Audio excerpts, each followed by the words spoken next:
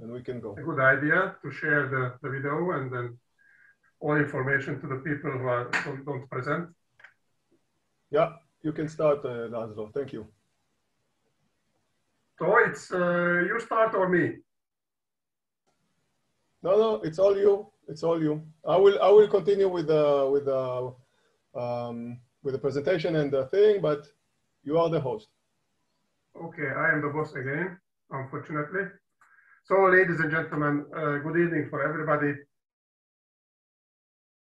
Evening or late afternoon.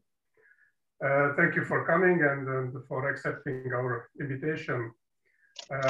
It's my pleasure to be with you again on the referee meeting on MEVZA educational project, which step by step becomes traditionally, because it's already second after test or after questionnaire meeting.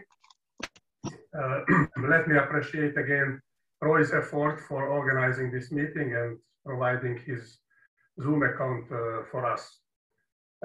This meeting is good to discuss if anybody disagrees with the answers of the questions, or if somebody had no time to fill the test but interested, what videos and questions were provided. So as at the last case, all videos and questions will be presented and the correct answers will be published. I prepared again a short presentation and we follow this presentation. Before we jump into the middle of the topic, let me give you a very short information about the popularity of the question of the month. As in the last time, now again 67 persons received invitation to answer the questions. And in March, exactly the same number of replies arrived, 24, like in last December. It's about 30% of the invitations. How can I say? We can consider it's a poor number. Yes, if somebody says me it's a poor, I agree with him. But I made a short investigation. What is the rate in other organizations if the test is volunteer and not obligatory? I can tell you that the rate is almost the same. So in this case, we could be very happy. They are not so bad in this low level, etc. But I suppose these questions and the videos are quite good. It's worth to fill and you get immediately the correct answers. So I think this can be useful in your practice. So in this case, I try to suggest you to follow to fill the next question of the month and to give the colleagues the information, hey boy or girl, it's worth to do it. Finally, at the general presentation or general starting, let me have an advice. Don't leave the filling to the very last day. It's not absolutely sure that the right person is free to give a new password or to delete an interrupted attempt. It means to solve any problem. I received some trouble, some complaint that somebody has no right to enter to the system. Yes, because he never entered the system. In this case, the original password was forgotten by the system. Or somebody tried to fill the questionnaire and for some reason the connection was broken and the attempt was filled, but the test was not completed. What did I do? I deleted the attempt and she was able to fill again completely. So I think the 10 days, which was provided enough long period to arrange the filling in quiet conditions. I don't know, I don't remember if all of you are here, filled the questionnaire or not. Who didn't do it? Ah, Stefan. Did you receive the invitation? I suppose yes, because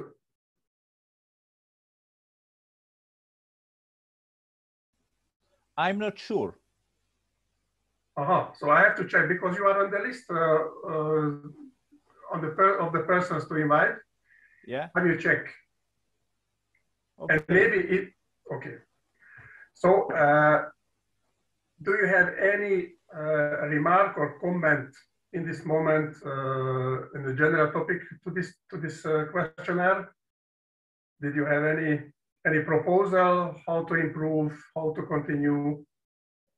If not, it's not a big issue. Just if you have any question or any comments, please present it.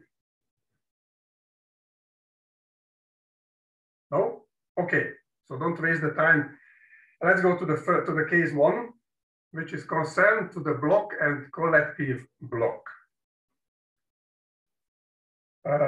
First of all, I would like to, yes, this is the agenda discussion of the cases of the question of the month of the month March. So let's go further. Let me remind you some general aspects. The case 1 was concerning to the block. I don't want to repeat all conditions, all general, but let me remind you that a block is considered if a player close to the net try to intercept the ball coming from the opponent. This is the second condition, and the third condition, reaching higher than the top of the net at the moment of the hit. Okay, these are the 3 conditions when we are talking about the blocking action. Let's go to further to the collective block. If there are 2 or 3 persons close to the net, close to each other, and we are talking about a collective block if all players, all participating players fulfill all conditions above. It's very important because if there are 3 persons, 3 players close to the net, and one of them is lower than the top of the net, in this case, he or she doesn't participate in a collective block because he or she is not reaching higher than the top of the net in the moment of the hit. So don't forget these two very important general aspects. And let's go now to the video 1. I suppose everybody remembers to this situation. There are different hits of the players close to each other, close to the net, which seems to be a collective block. So there are 4 different hits. Every hits had their own numbers, and the questions were regarding to these points, these numbers. Okay, so let's go again. The first question was, how can you consider the ball hit marked with number 1? Okay, can we go back to the video?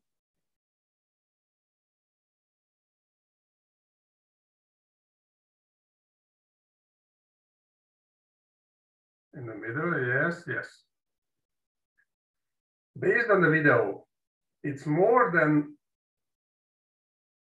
almost sure that that this player who hit the ball, no part of the body is higher than the top of the net. If I remember well, almost all replies were so that this was not a block. Only 1 or 2 referees replied it was a block because he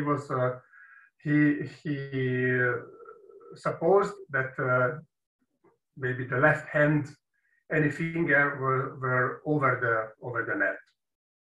So mostly it was first team hit because there was no part of the player's body was higher than the top of the net. Okay, so let's go further.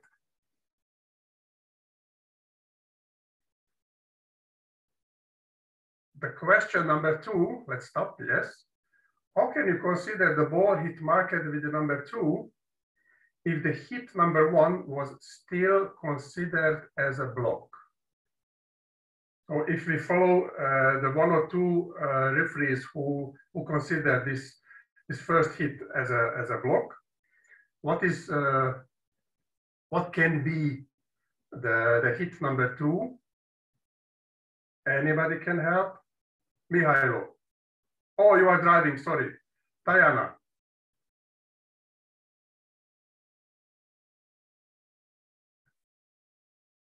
Tajana also driving? Voila, his voice is not the best one. She's driving and the microphone Yes. is really bad. Okay. Zsolt, Mezőfi.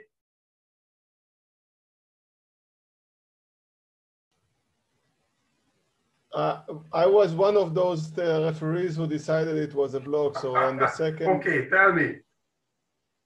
the second hit would be still a collective block. It was still between the blockers if it was considered as a block. Yes, because the first hit you consider this as block, and from one blocker went the ball to the other blocker, hit the blocker. So in this case, it was a real collective block, because the ball hit the blockers in the same action. So if the number 1 was a block, in this case, the second hit can be also considered as a block. Okay. Can we go further?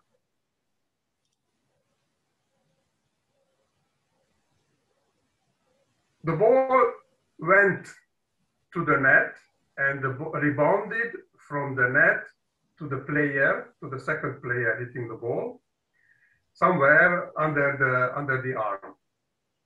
So the question was, how can you consider the ball hit marked with number 2 if the number, wait, we have to go to back with number 2 if the ball, if the hit number 1 was considered as first team hit.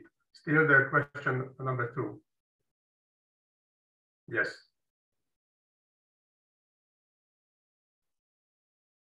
So if the number 1 was first team hit, not a block, this is the second hit of the team. And this, in this case, it is illegal. Okay. Anybody has a different opinion?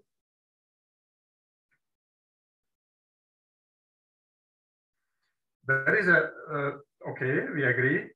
There is a very important note that although the second player fulfills all conditions of the block,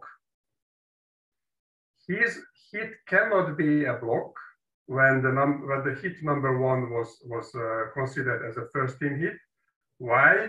Because the ball was not coming from the opponent, but the ball was coming from the teammate. In this case, his hit cannot be a block. In this case, his hit was the second team hit. Do you agree? Okay. Let's go further now, really to the hit number 3. The question was, how can you consider the ball marked with number 3 if the number 2 was still considered as a block?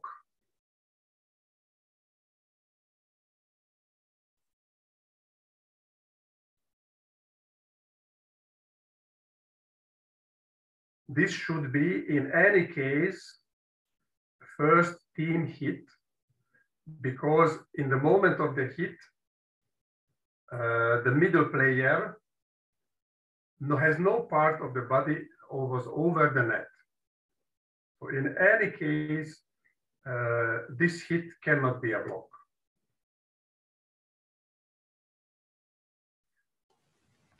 If I'm Question number 5. If I'm not mistaken, also the ball from first hit went to the net and then hit him again, meaning it was.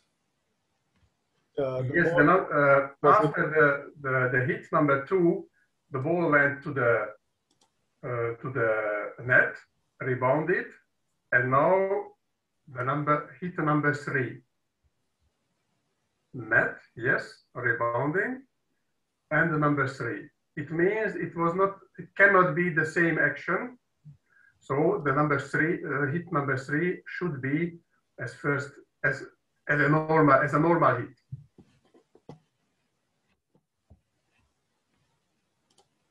Okay, still remaining at the hit number 3.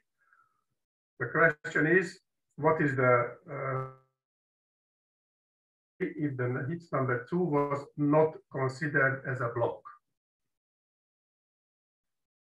If number 2 was a normal hit, in this case, the hit number 3 has to be a double contact, second hit by the number 20, by the middle player.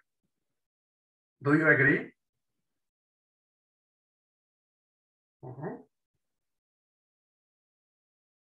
Okay. Let's go to the hit number 4. The question was, can the hit number 4 considered as a legal one? Let's go further.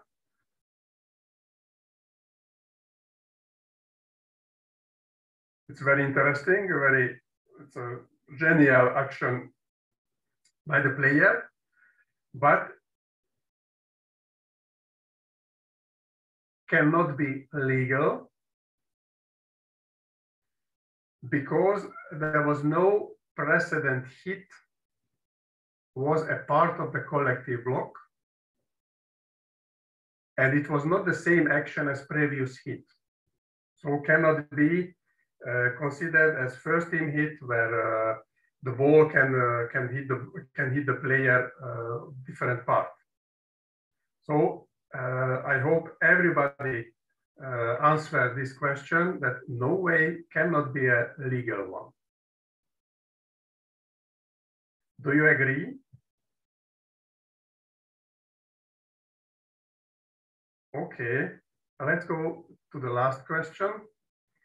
Conditions of a collective block based on the video number 1. Eva, can I ask you to tell us something about it? Eva, Tomek. Yes. As you've said, all the conditions for the block should be, and 2 or more players are close to each other, a part of a block. So horizontally, they should be close to each other. Okay, yeah. And vertically? Of course, yeah. all of them should be over the net in the moment of the hit. Yes. Yeah. Yeah. So if these conditions are fulfilled, we can talk about collective. Collective, yes. Okay. Anybody has comment or remark or question about this topic, about this video? It's quite interesting because there were very quick hits during a blocking action, and if I remember well, the first referee didn't consider on this way what we were talking about. So it was my impression that it was a faulty referee's decision. So nobody has comment, question? Stefan. Yes, very interesting situation. And for the decision of the referee is very complicated. It is a very quick action. The hits between the players were in very short time. And not for the first, and then also not for the second referee is clear what's happened really in this moment. If you have that kind of the analyzing, it can be the decision wrong. It is my opinion. Stefan, I fully agree with you. But such kind of meeting, what we have now, this is a good opportunity to think, to analyze the situation. And in the next time when you are the first referee, Stefan, you will not be anymore first referee, okay? But the others, when you will be in this situation, you will have such situation, maybe you can easier and faster react, and you can decide maybe more based on the rules. It's my impression. Yes, Right. you have right. Yeah, you have right. You know, you were the referee also. And, if I remember well, yes. Yeah, okay. And we were analyzing the same situation during our webinar in Slovakia, but maybe 2 weeks ago. The same situation. First moment, my opinion was, it was the collective block, because they were like close, very close to the colleague, to the players. But after the analyzing, because during that first hit, the first touch of the ball was not higher than the top of the net, in that case, it's absolutely clear. It is not a collective block, and the second touch is a first touch of the, pardon, is it a second touch of the team? But the first moment from the camera place, if the camera is watch that situation, it was like really the collective block, also from the side, for example, of the second referee, maybe also from the side of the first referee. Only after the analyzing is clear that, I'm sorry, first touch was not a block. Of course, the final decision is need to be clear that it is a fault of that team, the white shirts team. Stefan, that's all. Only one sentence and after give the floor to you, right?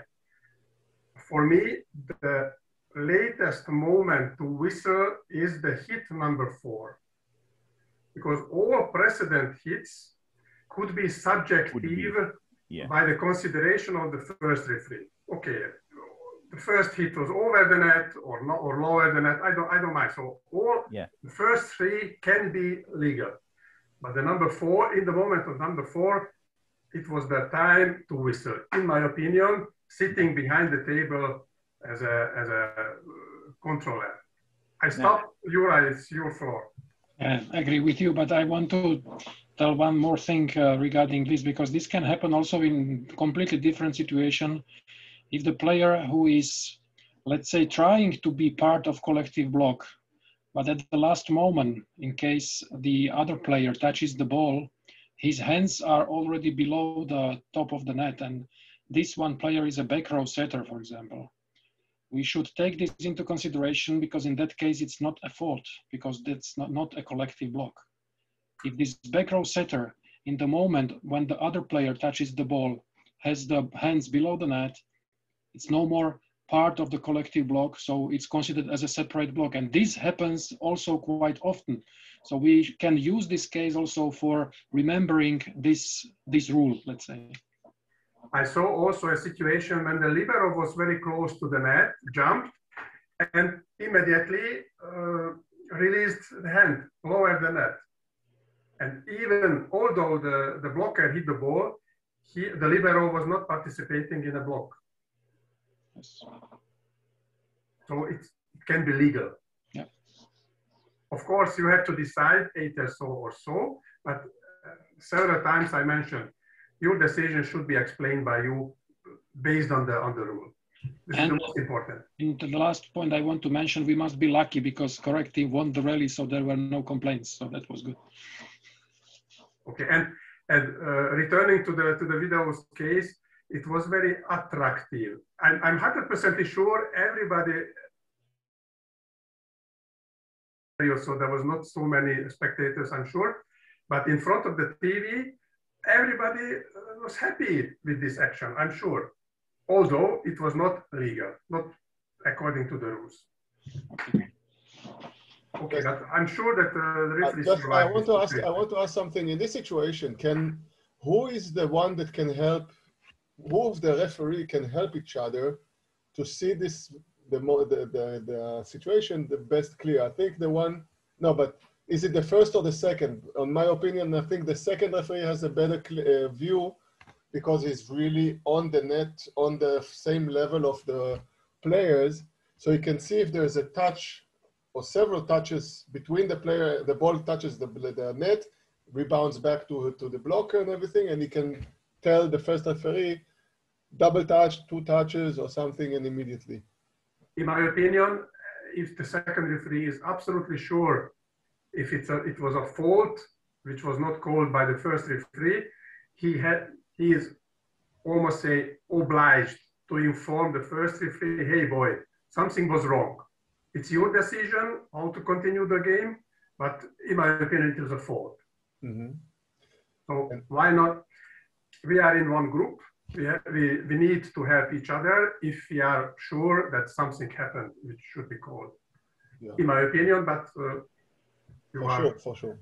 And you have more practice actually. With microphone, it's very easy. Double, double, double, and that's it. And nobody can see even. Yeah. So without communication, you can show, but then somebody can see, and that can be a problem for the first referee in certain situations. But in this case, double, double, and if he doesn't accept, then we go. Okay, no problem. It's then the decision of the first referee every time. Absolutely. And I want to reinforce what Juraj said about the situations when there is maybe a back row player who's jumping, but then brings down his hands or something. Some referees do still have the mistake of understanding that once he's below the level of the level of the net, below the net, he's not considered a collective block.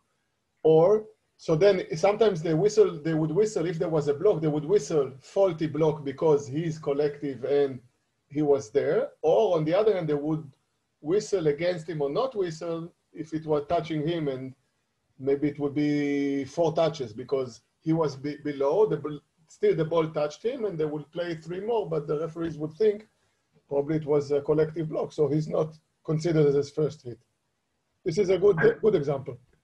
I hope after this discussion, the referees will understand better and they will apply better in the practice. Yeah. That is our reason, our goal. Yeah, for sure. Okay, can we go further?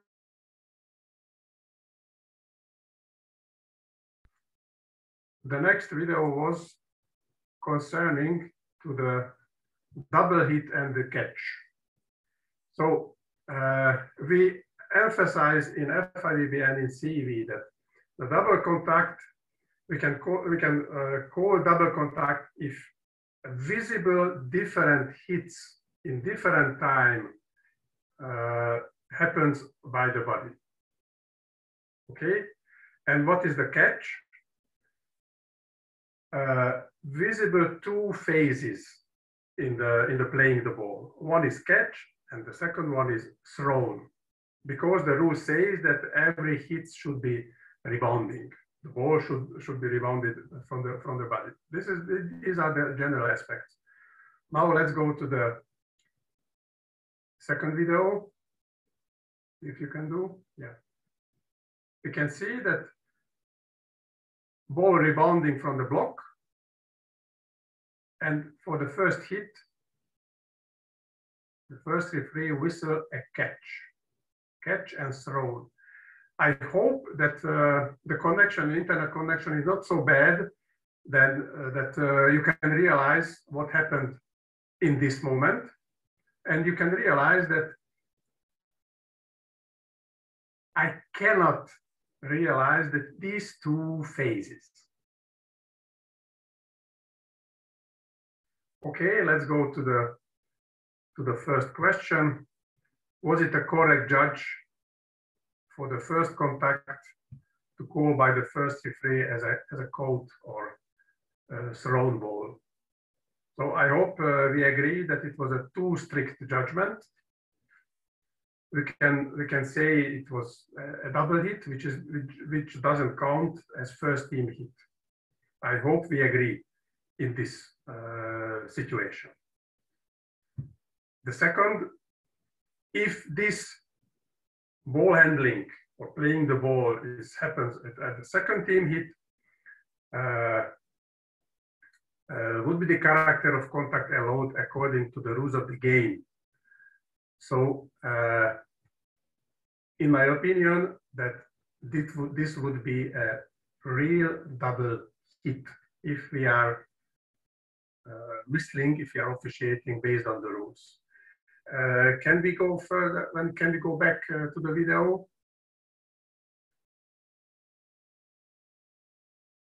Better to see in the magnified slow motion.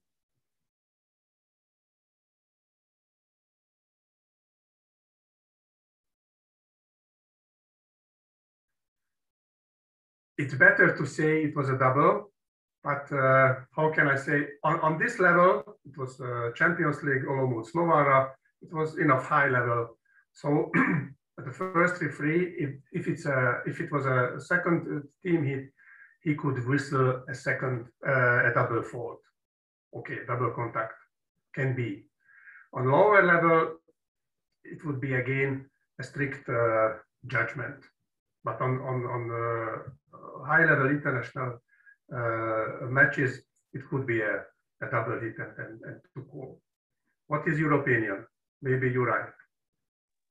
Well, I can say that for me, whenever I see the game, if on TV I see a double, it's a double. If I don't see a double, it doesn't mean it can be a double and cannot. Yeah, that there are many aspects we should take into consideration.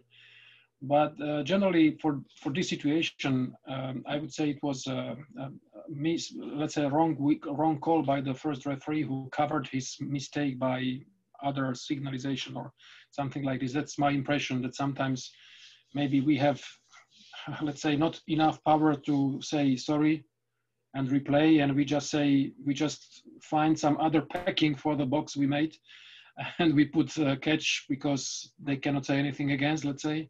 But this is really the worst attitude we may have in this situation. So for me, even I whistle this ball, okay, it should not happen at this level, but it can happen. And then to accept a mistake and to call a replay would be probably in the eyes of teams not so bad as if you are covering your mistake with some strange explanation, which is not completely, let's say, in the line with the rules. That's my impression. And as I said, in case of considering the level of this, let's say, cleanness of the game, the double during the second, third hit, first we should be, let's say, the same on the both sides, but important is also not to create more mistakes than we can see on the court. Whenever I cannot see, many times when I observe matches via screen now, because we have this only option not to enter the hall, but we do the evaluation based on the screen, maybe 60–70% I would not call as a double as an observer. Yeah? And the referees, they did. But if I see it on screen, then for sure there was a double. Okay, here I think it was visible that the rebound was not clean, and we should expect at the level of, as you said, at this level. So it was a double, yeah, but not as a first hit. Yeah. So this was, that's it, that's all. Any other comment, remark before we go further? If there is no other comment, I would like to give the floor to Juraj for the case 3, because it's absolutely coming from the practice, and I would like to listen the practicing advices from Juraj, because it's very difficult to judge the tips with one hand, two hands, So it's a lot of troubles with the referees, even on high level. So I would like to ask Juraj to give some clever advices to the colleagues. Okay, thank you, Laszlo. I will start with a simple thing. If we don't know our feelings, then we should go back to the text of the rules and guidelines. Yeah, so that's the easiest way what we can do. Generally, most of the referees were or still are players. So some of the, especially the ball handling, it's sometimes difficult to explain by words, but whenever we whistle that, we face the problem that we have to explain to the teams why we whistled or why we did not whistle some of the situations. And then our own words are not enough, and then we need to know the background, what is written in the rules and in guidelines, and then we can help use this as a help for our explanation. So generally, as you can see on this slide, this feint attack is allowed. So some soft attacks are allowed based on the rules. So it can be a quick action, but what we should understand, there cannot be never a catch or thrown ball. So there cannot be these two parts, or maybe three parts. First, contacting, second, keeping the contact, and then releasing. If we have these three parts and we can see it on some video or on live during our game, then we should not hesitate. We have tendency sometimes to hesitate in this situation. I have this tendency maybe as well, because first what I'm thinking about, okay, maybe I was not fully focused on the contact because I was already with my eyes on the blocker. I want to see block touch. That's my priority in this moment, unfortunately. And that means that I lose the direct view on the attacker hand, especially if it is close to me. It's much easier on the other side because then it's the same angle. But if it is close to me, then many times I turn my head to the block before actually the attack happens.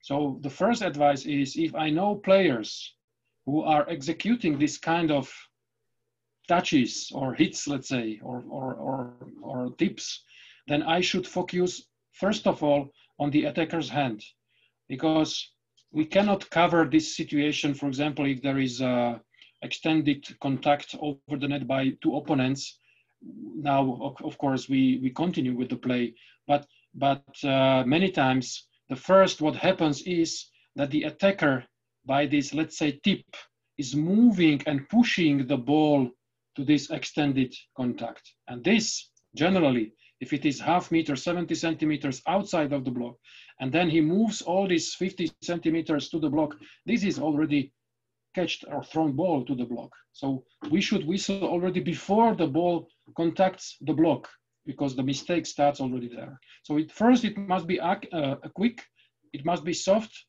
There is another very important condition. It should be made with one hand or fingers, not with two hands. This is not a tip. This is important to understand. And there is one thing which is missing here on this slide, and I realize it right now when I'm talking about that, not before, that the ball should be over the upper part of the net. We should not allow tip, or it's no more a kind of tip if the ball is going from bottom and the net is top of the net is somewhere here. Then it should be considered as either, if it is catch thrown, or maybe double it can be. So we are more relaxed with these balls if they fulfill all the other conditions. It means one hand, quick action, it's soft, and there is another thing, the ball during this contact is not changing dramatically. Quite important thing. I think now it would be the best to see the videos. Then we go to these questions and then we can discuss it again. So Roy, if possible, let's start. There are actually two different actions from opponent players. The first one is by this Polish guy, number 8. Let's see now, maybe better. He has the style to have a strong tip. So you can see that, okay, he's not changing direction of the ball generally during his touch, yeah? But okay, let's say he's maybe a little bit far from the block and pushing the ball to the net. Let's see now. It's, let's say, 40, 50 centimeters there. But generally, no change in the path of the ball. It's still the same, still the same direction. Let's see the next part now. This is sender and his. So in this case, he wanted to first he touches, then he moves, and then at the last moment he switches or turns his hand and changes completely the direction of the ball. Look now, goes straight and now changes the direction of the ball. So he makes the movement and changes the direction. So this should be, in my opinion, a crucial part or crucial point in distinguishing between what's allowed and not. But there is another point. It should not be too long contact. If I can recognize a too long contact, it means catching, accompanying the ball, and then releasing, then automatically this fulfills the condition of a thrown ball and should be whistled. So there is a slight difference between these two actions. The only difference, let's say, is change of the path of the ball. And okay, for me, if I'm the referee in this match, I don't know what I would whistle, because it's not possible to say right now, because there are completely different situations. I know that in this match, like there were some balls like this already before, and if the referee decided to keep it in this match, then it's too late to start to whistle in the second set. If in the first set were 2 or 3 balls like that as well. So he's keeping the line throughout the match, maybe not the best line. The problem is tournament, because at one tournament, if there are 2 different first referees with 2 different lines, then we may have a problem. The line should be as uniform among the referees as possible.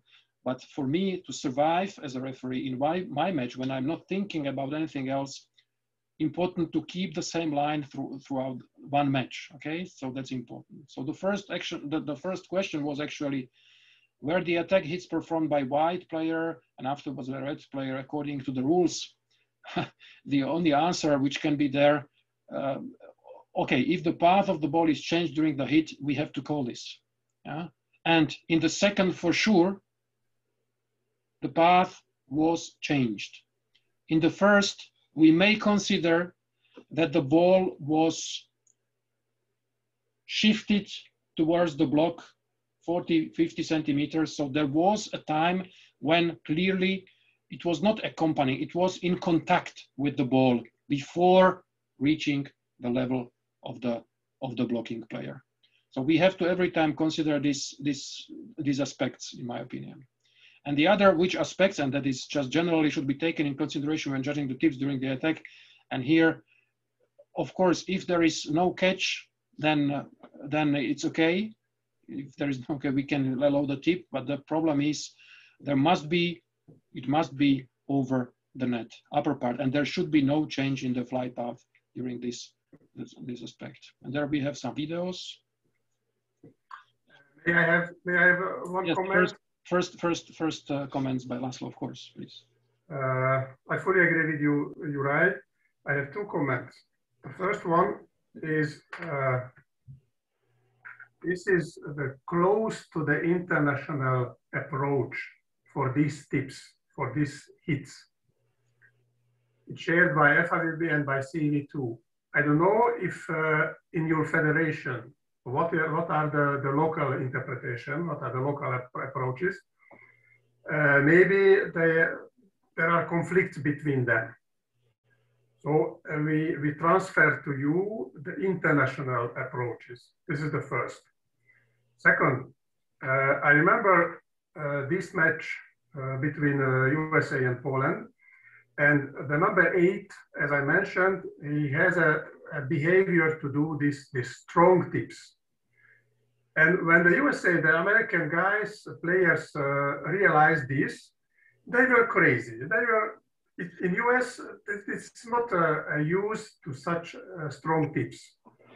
And they may complain, and the first referee didn't react, if I remember well. What is my advice from behind the table as observer?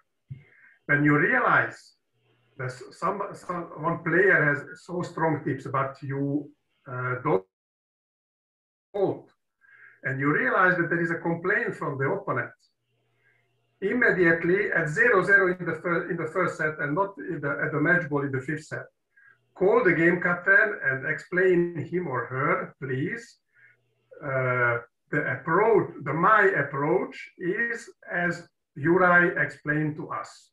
If you follow his approach, okay, to prevent any further complaint, any further trouble with this team who doesn't like the style of number 8. Do you understand me?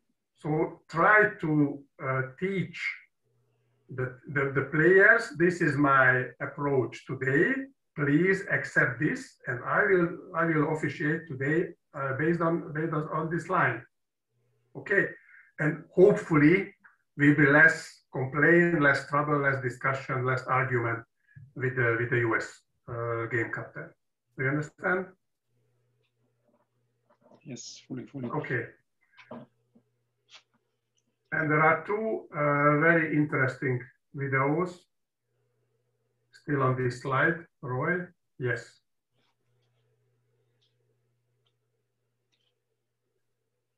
Unfortunately, you didn't see this video before because it was not in the test. It's absolutely fresh. But in this camera, you can see clearly that the setter really catch, pushed, accompanied, and then throw the ball. Absolutely clear, and in my opinion, it was absolutely correct decision. I can tell you because I watched this game live. It's a semi-final of the Brazilian league this season. It was maybe 10 days ago, and when I saw it first time from a main camera, I was surprised a little with the call. But then they made this replay, and then I said, "Wow, bravo!" Okay, so sometimes the referee even is not in the best position, he should know from other perspective how the ball is handled. And this is something we have to live with. We will never have the best view on the situation, but we should be able somehow to, let's say, it's a descriptive geometry or something like this, I don't know, to imagine the other view in order to predict what really happened on the ball. And in this case was very calm, accepted by the coaches. There is Rezende, coach of the other team, who made the mistake. He was also satisfied, but accepted. Accepted because there was yellow card before, so he accepted. But from the back view was clear mistake. Yeah, so this is important to be able to sometimes imagine the other perspective of the ball. By the way, I'm 100% sure that a higher level skilled setter could hit the ball more clean and not to be called this hit. Do you understand? Because I'm 100% sure that this young setter is not so high level. She made this fault. I can say it looks to me like she's bringing the ball from one side, from one place to the other place. Absolutely. Meaning she's following the hand and pushing or following the flight of the ball with her hand, and this is the movement. But that's what we try to say here in our country when we try to explain to the young referees.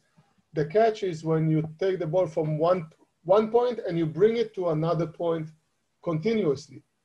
This is about the catch. But if it's really fast, the sometimes, like you said, there are setters which are experts in dropping the ball, and they are doing some kind of, and it's really short.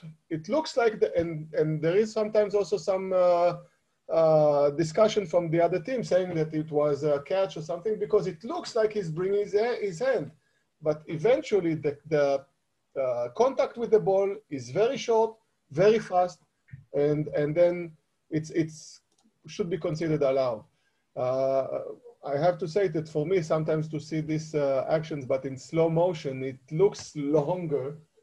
The contact looks much longer than when you are in real life when everything runs really fast. So it could be different a little bit when we see it in the slow motion and everything. Okay, so we agree that it was a correct decision by the first referee. Yes.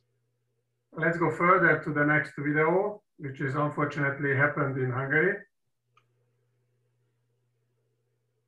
What is your opinion? To be honest. Of course, the player number 5, this one. Yeah, okay, this is a situation, whenever we are talking about tip, we are talking about one hand, these are two hands. Then we have to just simply consider if this kind of contact is legal or double or catch, yeah? And it looks from this point, it was it was not nice, let's say. And I was very lucky because I was sitting on the spectator stand as observer, having an iPad and making the recording. Yeah, I was lucky. It looks like catch, this kind of. Absolutely. And of course, after the match, during the evaluation, the first three agreed with my approach that it should be called. Okay, so it is not a tip. Was there any reaction of the red team?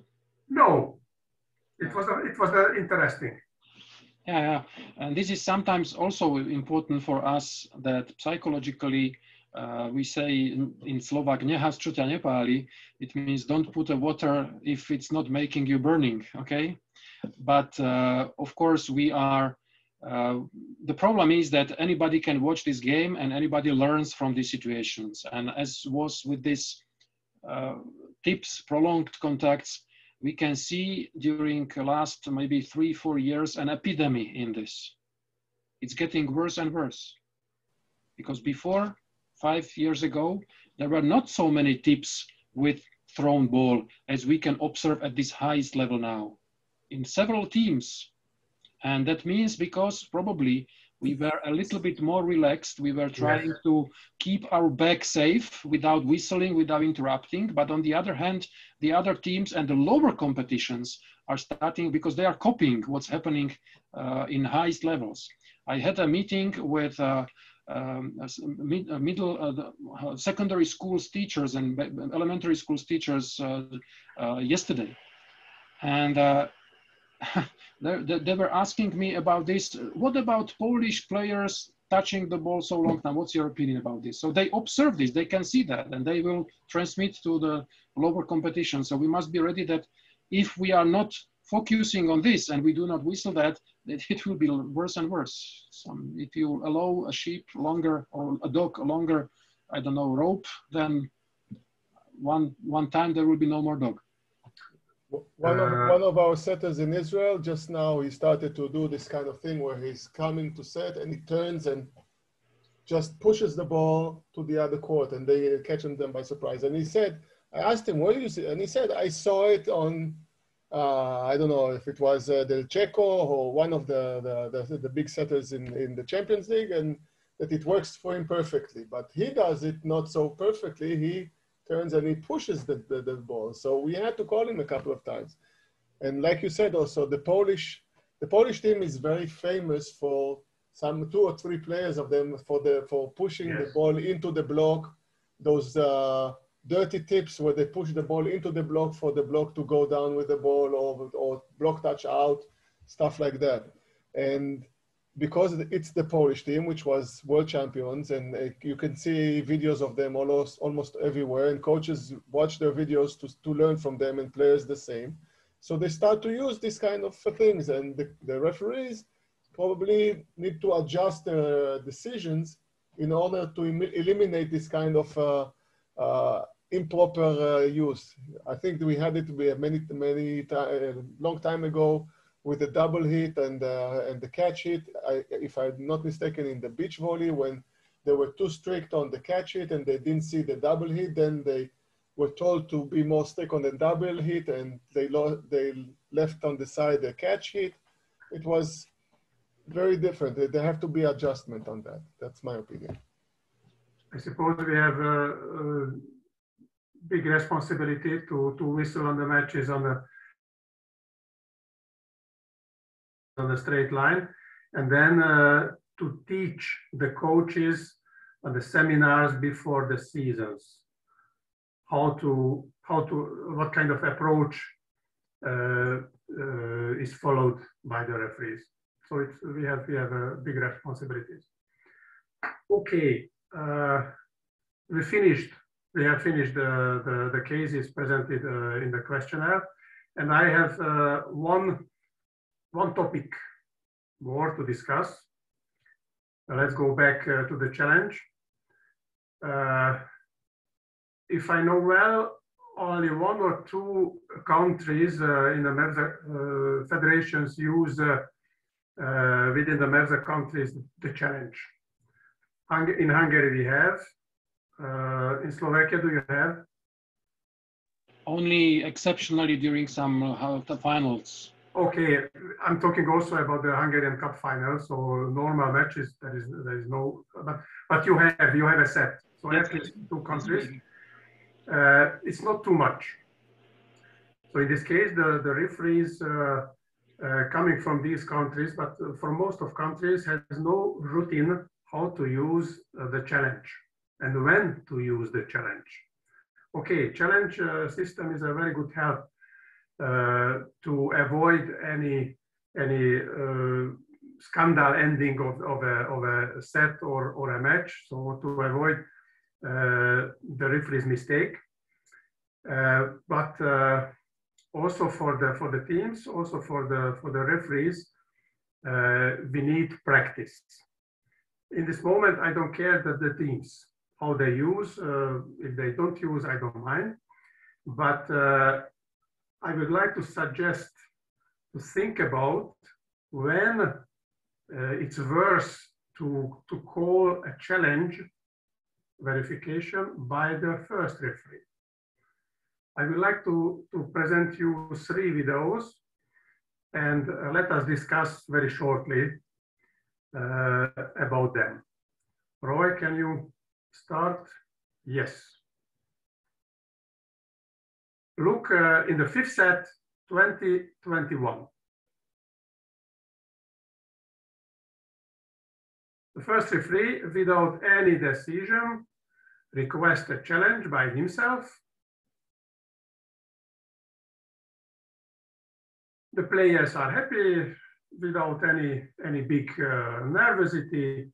They check, and via magnified camera, it's proved that it was a block. And Vital was very happy because without this this challenge, maybe he would lose the match. I don't know what was the final result, but in this moment, everybody was happy without any problem. Okay, let us go further. Who was the first referee? I don't know.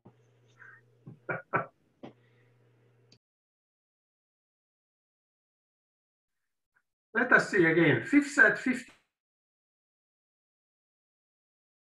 The ball is landing close to the end line. Roy, are you sure that this is the video number 3? I would like to get the video number 2, if possible. You shot the idea, never mind. Please find the number 2, if possible. Yes. Men's final.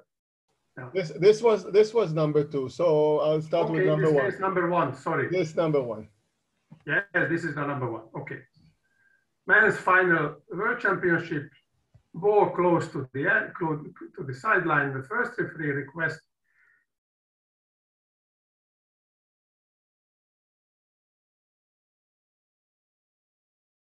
For sure, he requested a challenge.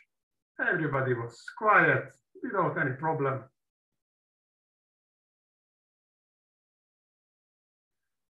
I don't know if in this moment the Brazilian team had a challenge or not. Maybe they had. But the first referee requested a challenge. And let's go to the last video, which was already seen. I would like to ask you a question. How it's smart and not smart, but how smart it is to ask for a challenge even though you have a line judge who's showing you a signal? a fast in or out signal, and you, the referee, decide to do a challenge. Okay, so if you are not sure by the line judge, by the line referee, okay, maybe I can understand, but if everything is really fast.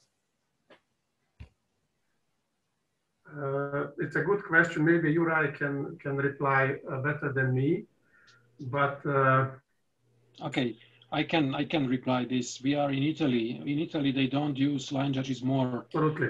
So but in this match, there was a line judge right here on the side. I know, but you don't know the experience of these line judges. Okay. And it is the third set, so we don't know. Maybe the line judge was already overruled. Mm-hmm. So there are many aspects which are coming into force when you are deciding in this situation. And okay, it was, let's say, very big courage from Fabrizio to ask in Italy against Italian line judge. There is no Italian team playing, so generally he should trust.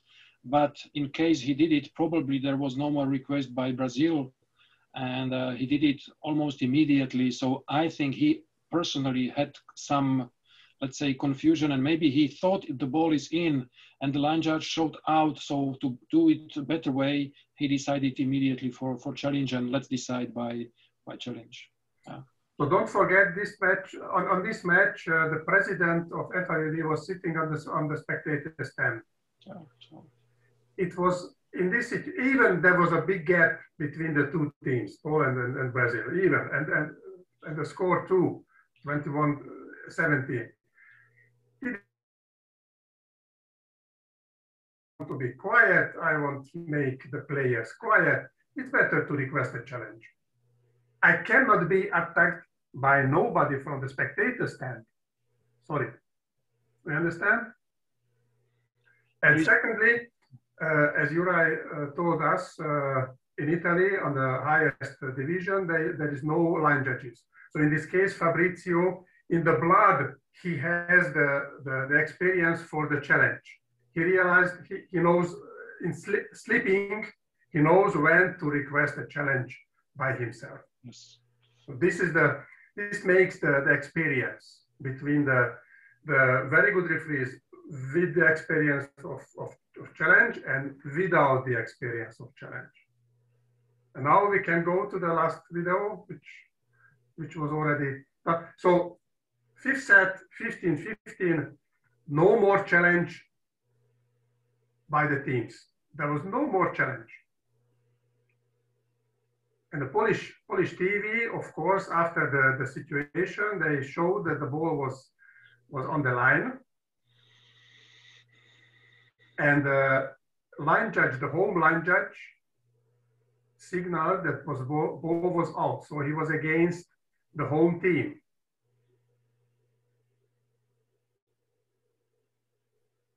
And of course, it was televised on YouTube, and there was one or two comments after the match that, hey boys, these referees were very bad in this situation. And what is your opinion? How to prevent, how to avoid such situation? What is your opinion? Anybody has courage to speak about? Well, first of all, you can see that there are only two line judges there. So meaning each line judge has two lines to be working on, meaning that he probably sees, and at the end, when you see the picture, you see that the line judge here, he's standing not on the side of the line, but on the other side, which in such a fast ball, probably he didn't see it correctly for sure. So as a first referee, maybe if you have two line judges, you would use more, you would be more attentive for using the challenge system, I guess, as another line judge helper, you know, to make the decisions better and everything. Especially, like you said, this is fifth set and 15-15. It's a crucial point. So in my opinion, I don't know if you agree with me or not, it was a typical situation, typical case to request a challenge. Why not? My golden finger doesn't fall down from my and I don't want to judge the first referee if he was wrong or he was bad. He was good. Just to think about what kind of situation it's worth to request a challenge if you will work with a challenge in the Champions League or in European Championships. So think about, and maybe you can apply in such situation to request a challenge. Why not? If I can make a comment, generally during last years, whenever we are in FIVB and they were changing the line judges once they are behind the court, sometimes we don't have, etc.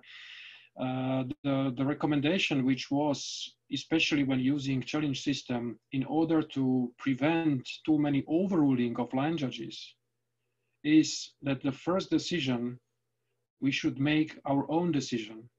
And that let's say the decision of the line judge should be something like a confirmation of our decision. This is the recommendation we received. And whenever there is some discrepancy between these two decisions, my and the line judge, either I trust myself and I follow my feeling, or in case of this kind of doubt, especially in the moments over at the score over 20, and if the team doesn't have challenge, don't be afraid to ask for challenge. And even before this 20, you can do it, because if you don't ask, then the team will ask. And maybe they are right, maybe they are wrong. So the recommendation is to use challenge more often, because it costs a lot of money and it may save a lot of emotions, negative emotions, I mean, and discussions after the match. So this is the recommendation we have. Use it if we have it.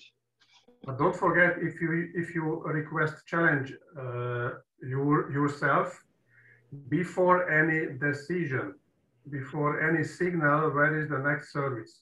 So don't forget. Yes, this is one point. And the other point, if you ask for this challenge for ball in out, the other team afterwards can still ask for challenge for block touch. Yes. If they have challenge, still have challenge. If they have challenge. So this is also necessary to think about.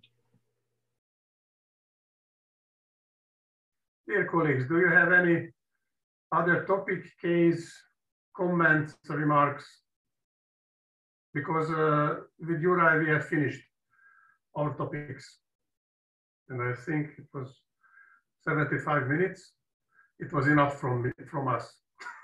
You are enough tired listening and paying attention.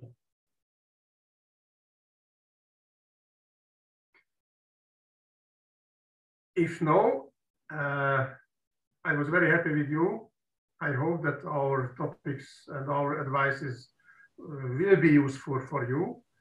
More or less you agree with our explanations regarding the questions. And I promise that we continue this series of question of the month. I don't see you guys bowing. Thank you very much. Thank you. Okay, so somewhere in June, we return with these questions. Not before this, because you will be busy. There will be some European Championships, qualification tournaments, and then final of the national championships. So you have enough from volleyball. It's not necessary to present again this question of the month. So thank you very much, Roy, again. My pleasure. Let me add something small to any of you who would like to join. We have a big referee group on WhatsApp, which I sent some weeks ago, the link on our WhatsApp. But if you want to join that group, where we have more webinars, not just for the MEVZA, but for all referees, webinars from all different kind of topics and informations with a lot of personalities and players and referees from all over the world. So if you want to stay tuned, I don't want to put all the publications in the MEVZA group, so you can join us in that group. You can send me a private message that you want to join if you didn't join yet, and I will add you. And we have a lot of very, very interesting topics there. And you can see also we have it on YouTube. It's all published on that group of WhatsApp. So you are all invited if you want, please. One thing more I forgot during this webinar. I can create a PDF file from the presentation, from the PowerPoint presentation, with all videos embedding the videos. I can publish this via Roy or something like that, because I'm 100% sure that via this Zoom meeting, the videos could not be enjoyable. So the connection is very hectic. So what I want to say, I prepare this PDF with all videos, and I will give to Roy to publish. Okay. I think we have. You can use it. You can use at the national level. So it's up to you. We have the Google Drive where we can upload it there, and everybody has access to the Google Drive. Yeah. And for sure, all this information is for also for the local federations, meaning to use it for our local places. This is gold. This is really educational instrument to use to everybody, for sure. Thank you very much, Mr. Laszlo. Well, my pleasure. Keep safe, and see you on the court, hopefully, as soon as possible. Good night. Bye-bye. Okay. Good night. Bye, good night. Thanks a lot. Bye-bye.